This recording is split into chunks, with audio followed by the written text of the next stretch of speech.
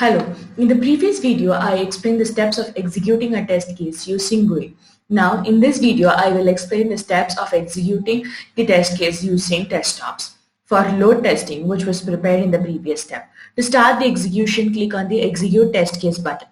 From the pop-up, click on Via TestOps button. Under Via TestOps, click on the Browser button. It will open the Jenkins in a new tab. As I mentioned earlier, the prepared test case will be auto-created as a new job in the Jenkins. This is the job name. This is the job which was prepared in the previous step. Click on the job name. From the left panel, click on the Configure button.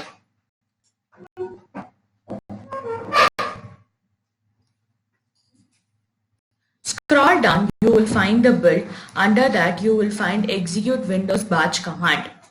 The default parameters will be set to headless as no, instances as 0, and load test as no. In that, you have to edit the parameters as we are performing load test. So I'm going to give headless as no, instances as 3, and load test as yes. Now click on Apply and Save. You will come back to the previous page. Now click on the Build Now button.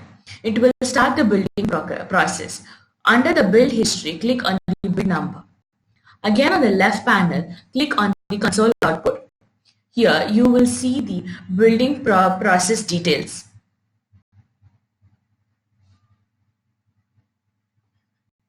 Wait till the building progress is completed. Now the test case has been executed successfully. Now close the Jenkins. This is how you have to execute a test case using TestOps. In the next video, I will explain how to analyze the results of a test case which is executed in this step. To post your projects, visit our website TestOnNeed.com. For further more assistance, contact us on sales@TestOnNeed.com. Do connect with us on our Twitter and LinkedIn accounts. Stay tuned. Thank you.